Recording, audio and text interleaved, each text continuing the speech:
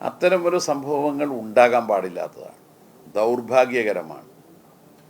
CPIM അത്തരം അക്രമ സംഭവങ്ങളോട് യോജിക്കുന്നില്ല.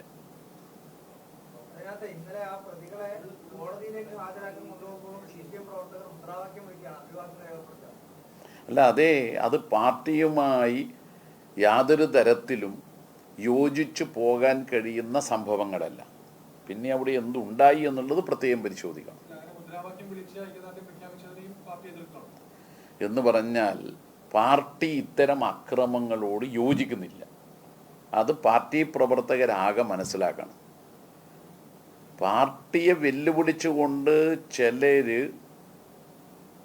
ശത്രുപക്ഷത്തോടൊപ്പം ചേർന്ന് പാർട്ടി ഭരണഘടനയുടെ 11-ാം വകുപ്പിൽ പറയുന്ന പാർട്ടി അർപ്പിച്ച വിശ്വാസത്തെ വഞ്ചിച്ചു കൊണ്ടുപോയി എന്നുള്ള വികാരമുണ്ടെങ്കിലും അക്രമം അതിന് പരിഹാരമല്ല. അത് ജനങ്ങളോട് പറയുകയും ജനങ്ങളെ പാർട്ടിയോടൊപ്പം അണിനിരത്തുകയുമാണ് വേണ്ടത്. യഥാർത്ഥത്തിൽ 2 രീതി നമ്മൾ കണ്ടിട്ടുണ്ട്. ഒരു ഭാഗത്ത് മലപ്പട്ടത്ത് TK ഗോവിന്ദൻ മാസ്റ്റർ കൂക്കിവിളിയെ നേരിടേണ്ടി വന്നിട്ടുണ്ട്. അതൊരു ജനത്തിൻ്റെ പരിഹാസത്തെയാണ് സൂചിപ്പിക്കുന്നത്. എന്നാൽ അക്രമം അതല്ല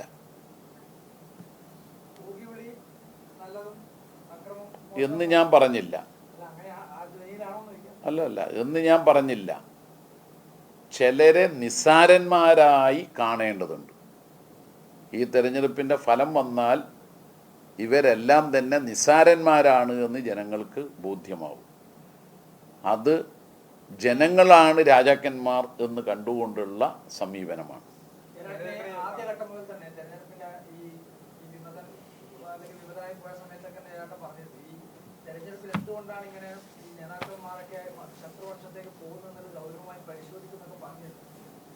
പാർട്ടിക്കടയിൽ ഇനി അങ്ങനെ ഒരു തിരുത്തലിന്റെയും അല്ലെങ്കിൽ ഈ പറയുന്ന പരിശോധനയ്ക്കുള്ള കാലഘട്ടമാണല്ലോ. അപ്പോൾ സ്വാഭാവിക ഏത് തരത്തിലായിരിക്കും അത്തരം പരിശോധന? പാർട്ടിക്കടലത്തിന് അത്തരം ചില സംഘടനാപരമായ നടപടികളിലേക്കും തിരുത്തലുകളിലേക്കൊക്കെ പോകും.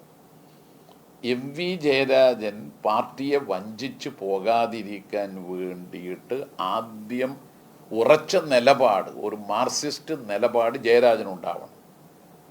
ആ മാർക്സിസ്റ്റ് നിലപാട് ജയരാജൻ ഉണ്ടാക്കി കൊടുക്കാൻ വേണ്ടിയുള്ള പരിശ്രമം പാർട്ടി നടത്തും. MV ജയരാജൻ അടക്കമുള്ളവർ പാർട്ടിയെ വഞ്ചിച്ചു പോകുമ്പോൾ ഭരണഘടനയുടെ 11-ാം വകുപ്പിൽ വർഗവഞ്ചകനാണ് എന്ന് പറയുന്ന കാര്യം ഓർമ്മപ്പെടുത്തിക്കൊണ്ടേയിരിക്കണം. അതാണ് ഇത്തരത്തിൽ ആരെങ്കിലും ഒരാൾ പാർട്ടി വിട്ട് മറുപക്ഷത്ത് പോയി, അതും പാർലമെൻ്ററി വ്യാമോഹത്തിൽ ആകൃഷ്ടരായി അങ്ങനെ തെരഞ്ഞെടുപ്പ് രംഗത്തേക്ക് വരുന്നതിനെ കാണേണ്ടത്. എത്രയോ ആളുകൾ, നമ്മുടെ പാർട്ടിയിൽ 5.5 ലക്ഷത്തോളം അംഗങ്ങളുണ്ട്. മഹാഭൂരിപക്ഷം പേർ മത്സരിക്കാനുള്ള ഒരവസരം പോലും ഇല്ലാതെ, സ്ഥാനാർത്ഥിയായി മോഹം പോലും ഇല്ലാതെ പാർട്ടിക്ക് വേണ്ടി കഠിനമായി പ്രവർത്തിക്കുന്നവരുണ്ട്. ജീവത്യാഗം വരിച്ച രക്തസാക്ഷികളുണ്ട്.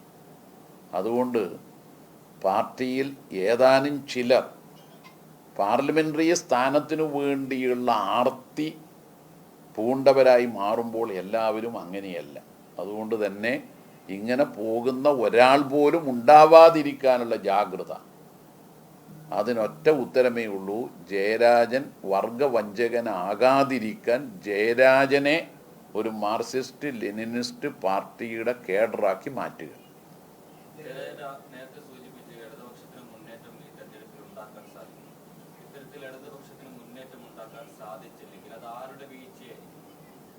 അത് ഞങ്ങളെ പോലുള്ളവരുടെ വീഴ്ച തന്നെയല്ല എല്ലാവരുടെയും.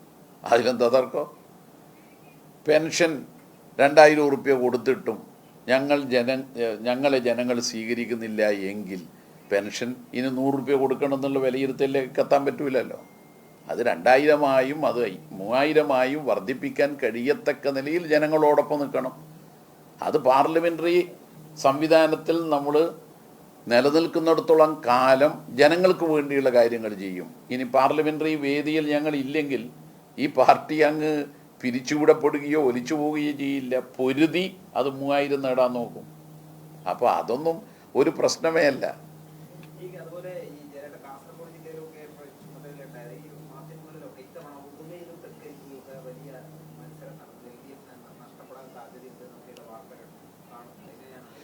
എല്ലാ സീറ്റുകളിലും കടുത്ത മത്സരമായിരുന്നു. ഈസി വാക്ക് ഓവർ ഒരു മണ്ഡലത്തിലുമില്ല. പക്ഷേ കാസർഗോഡ് നിലവിലുള്ള സീറ്റുകൾ ഇടതുപക്ഷം നിലനിർത്തുകയും ഒപ്പം മറ്റ് 2 മണ്ഡലങ്ങളിൽ നല്ല മുന്നേറ്റം ഉണ്ടാക്കാൻ കഴിയും വിധത്തിലായിരുന്നു വോട്ടെടുപ്പ് ദിവസം വരെയുള്ള അനുഭവം. മുഖ്യമന്ത്രി ഉൾപ്പെടെ ഈസി വാക്കോവർ ആയിരുന്നില്ല എന്നുള്ളതാണ്. ഞാൻ അന്നേ പറഞ്ഞല്ലോ, മുഖ്യമന്ത്രിയായാലും ശരി മറ്റേതെങ്കിലും സ്ഥാനാർത്ഥിയായാലും ശരി തെരഞ്ഞെടുപ്പിൽ ഈസി വാക്ക് ഓവർ ഒന്നുമില്ല. അത് അഹങ്കാരമാണ്. ജനങ്ങളാണ് രാജാക്കന്മാർ. അതുകൊണ്ട് ജാഗ്രതയോടുകൂടിയുള്ള പ്രവർത്തനമാണ് ധർമ്മടത്തടക്കം നടത്തിയത്.